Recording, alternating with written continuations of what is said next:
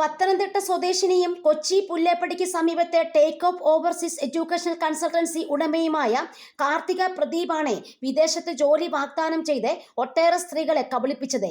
ഇവരിൽ നിന്ന് ലക്ഷക്കണക്കിന് രൂപയും യുവതി തട്ടിയെടുത്തതായും പോലീസ് പറഞ്ഞു.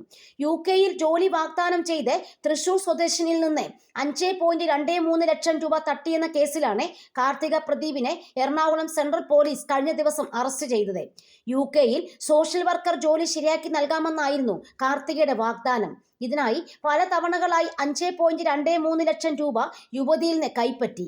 ബാങ്ക് അക്കൗണ്ട് വഴിയും ഓൺലൈൻ UPI ഇടപാടുകളിലൂടെയുമാണ് പണം കൈമാറിയത്. എന്നാൽ ജോലി ലഭിക്കാതിരിക്കുകയും സംഭവം തട്ടിപ്പാണെന്ന് ബോധ്യപ്പെട്ടതോടെയുമാണ് ഇവർ പോലീസിൽ പരാതി നൽകിയത്. ഇപ്പോഴത്തെ സൈബറിടത്ത് വൈറലാവുന്നത് കാർത്തികയോട് പൈസ ചോദിച്ചു വിളിച്ച ആളോട് കാർത്തികയുടെ സംഭാഷണമാണ്. എനിക്ക് പറ്റിച്ച് ജീവിക്കാനേ അറിയൂ, അതെന്റെ മിടുക്ക്. പറ്റിക്കാനായിട്ട് നീയൊക്കെ നിന്ന് തരുന്നത് എന്തിനാണ് എന്നാണ് കാർത്തിക ചോദിക്കുന്നത്.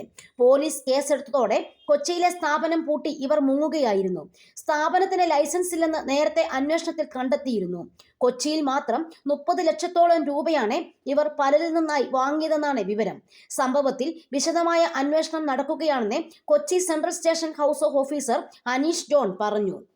നമ്മുടെ നാടിൻ്റെ ദുരവസ്ഥ ഒരു ഭയങ്കരമാണ്. കാരണം ഇത്രയും നിയമങ്ങളും കാര്യങ്ങളും അതുപോലെ എല്ലാം ഉണ്ടായിട്ടും എന്തുകൊണ്ടാണ് നമ്മുടെ നാട്ടിൽ ഇങ്ങനെ നിരന്തരം യുവതികളും യുവാക്കന്മാരും തട്ടിപ്പിന് ഇരയായിക്കൊണ്ടിരിക്കുകയാണ്. നമ്മൾ ഒരു കമ്പനി ഏത് തരത്തിലുള്ള കമ്പനി ജോലി ഓഫർ ചെയ്യുന്നതാകാം, അല്ലാതെ എന്തെങ്കിലും ഏജൻസികളാകാം, അല്ല എന്ത് തുടങ്ങുന്നതെന്ന് പറഞ്ഞാലും ഇത് ശരിക്കും ജെനുവിൻ ആണോ എന്നോ, അതിൻ്റെ പ്രൊസീജിയറൊക്കെ കറക്റ്റാണോ, ഈ തുടങ്ങുന്ന ആൾക്കാർ എന്ത് ജോലിയാണ് ചെയ്യുന്നത്, ഇവർക്കിതിനുള്ള യോഗ്യതയുണ്ടോ, ഇതൊക്കെ നമ്മുടെ ഗവൺമെൻറ്റും മറ്റ് പഞ്ചായത്ത് അധികാരികളും അല്ലെ മുനിസിപ്പാലിറ്റിയിലുള്ള അധികാരികളും ഒക്കെ എന്തുകൊണ്ടാണ് ഇത് കറക്റ്റായിട്ട് ഇത് ചെക്ക് ചെയ്യാതെ ഇങ്ങനൊരു സ്ഥാപനം തുടങ്ങാൻ ഇവരെ അനുവദിക്കുന്നത് എന്തുകൊണ്ടാണ്? നമുക്ക് ഏത് മുക്കിനും മൂലയിലും എല്ലാം തട്ടിക്കൂട്ടി ഓരോ ഓഫീസ് തുടങ്ങാമെന്നാണോ ഇവരുടെയൊക്കെ വിചാരം? അതുകൊണ്ട് ദയവ് ചെയ്ത് നമ്മുടെ അധികാരികളുടെ ശ്രദ്ധയിലേക്ക് നമ്മൾ കൊടുക്കണം.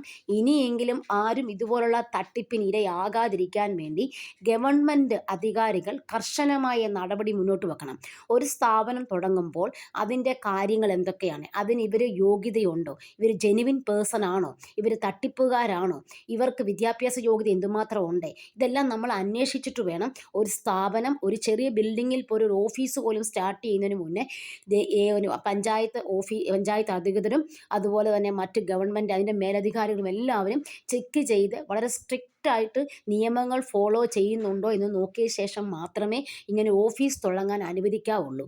ദയവ് ഇതുപോലെ തട്ടിപ്പുകൾ എന്തുമാത്രം തട്ടിപ്പിനിരയെ ഓരോരുത്തരുടെ പൈസയും പോയി ഓരോരുത്തർ വിഷമിച്ച് ഇന്നത്തെ കാലഘട്ടത്തിൽ ഇരിക്കുന്ന ജോലി തട്ടിപ്പ്, പൈസ തട്ടിപ്പ്, മറ്റുള്ള ഒരുപാട് തട്ടിപ്പുകളുണ്ട്. അതുകൊണ്ട് ഇനി ഇതിനെങ്കിലും ആരും പ്രോത്സാഹിപ്പിക്കരുത്.